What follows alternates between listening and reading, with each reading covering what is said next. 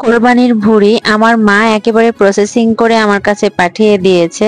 আমি শুধু এখন ধুয়ে রান্না করব। ধুয়ে নিয়ে চলে এসেছি এবং ফ্রাই প্যানে উঠিয়ে দিয়েছি। এখন এখানে সব রকম মশলা দিয়ে দেওয়ার পালা। তো আমি এখানে কাঁচা পেঁয়াজ কুচিয়ে নিয়েছি, সেটা দিয়ে দিলাম। তারপরে দিয়ে দিচ্ছি অনেকগুলো গোটা রসুন, মানে কোয়া করে নেওয়া রসুন। তারপরে এখানে দিয়ে দিচ্ছি গরম মশলা। হ্যালো এভরিওয়ান, কেমন আছেন সবাই? আশা করছি যে যেখান থেকে দেখছেন সবাই অনেক অনেক ভালো আছেন। বরাবর আমার মা আমার কাছে ভুঁড়ি রান্না করে পাঠাতো, কিন্তু এইবারটা ভুঁড়ি প্রসেসিং করে পাঠিয়েছে, আমাকে শুধু রান্না করতে হবে। তো আমি সব রকম গোটা মশলা দিচ্ছি, এখানে বাটা মশলা খুব কম দিয়েছি। গোটা মশলা দিয়ে ভুঁড়ি রান্না করলে খেতে বেশি মজা লাগে। ভুঁড়িটাকে একদিনে রান্না করে খাওয়া যায় না, এটাকে কয়েকদিন ধরে রান্না করতে হয়, মানে একটু একটু করে জাল দিতে হয়, দিয়ে দিয়ে রান্না করতে হয়। এখানে আমি গোটা জিরা, গরম মশলার গুঁড়া, দেখতেই পেলেন শুকনা মরিচ, এগুলো দিয়ে দিলাম। এখন দিয়ে দিচ্ছি তেজপাতা। আসলে বাবার বাড়ি কাছে হওয়াতে অনেক সুবিধা হয়, চাইলেই যখন খুশি তখন যাওয়া যায়, আবার চাইলে যখন খুশি তখন যে কোনো জিনিস পাঠানো যায়। আমাদের যাদের বাবা মা এখনো বেঁচে রয়েছে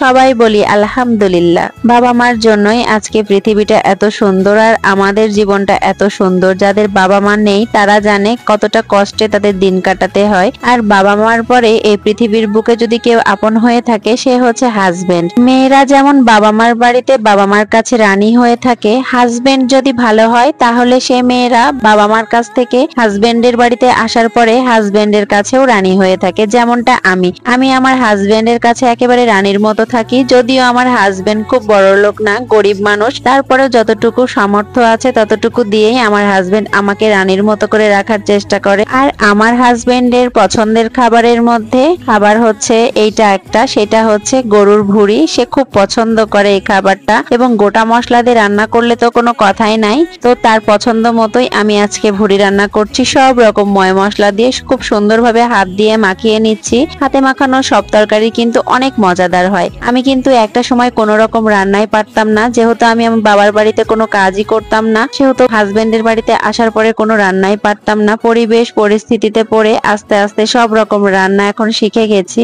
ভুঁড়িটা মাখানো আমার হয়ে গেছে, এখন একটা ঢাকনা দিয়ে ঢেকে দিলাম। আর চুলাতে তো আগেই বসিয়ে দিয়েছি, এখন জালটা ধরিয়ে দিব। চুলাতে যাতে ময়লা না পড়ে সেজন্য সব সময়ের জন্য আমি কাপড় দিয়ে রাখি, রান্নার সময় কাপড়টাকে উঠিয়ে নিই। তো জালটা আমি ধরিয়ে দিয়েছি। আমরা যারা মিডিয়া জগতের সাথে সম্পৃক্ত, মানে ভিডিও তৈরি করি, তারা কিন্তু সংসারের কাজ করার পরে বাচ্চা সামলিয়ে তারপরে ভিডিও করতে হয়। আর সারাদিনের কাজকর্ম শেষে ভিডিওর কাজগুলো করতে করতে আমাদের কিন্তু দিন শেষ হয়ে যায়। আমরা কিন্তু অন্যদের নিয়ে গবেষণা করার সময় পাই না, অথচ আমাদেরই কিছু আপন মানুষেরা রয়েছে যারা আমাদেরকে নিয়ে সমালোচনা আলোচনার আসর বসিয়ে দেয়। তো আপনাদের কাছে আমার অনুরোধ থাকবে, আপনারা নিজেদের সংসারে মনোযোগ দিন, আমাদেরটা বা আমারটা না ভাবলেও আপনার চলবে। তো যাই হোক, অনেক কিছু বলে ফেললাম। আজকের ভিডিওটা আমার এ পর্যন্তই ছিল। যদি ভালো লেগে থাকে তাহলে অবশ্যই আমার পাশে থাকবেন, সাথে থাকবেন, লাইক কমেন্ট শেয়ার করে দিবেন। দেখা হয়ে যাবে অন্য কোনো ভিডিও নিয়ে। সে পর্যন্ত সবাই ভালো থাকবেন, সুস্থ থাকবেন। আল্লাহ হাফেজ, আসসালামু আলাইকুম।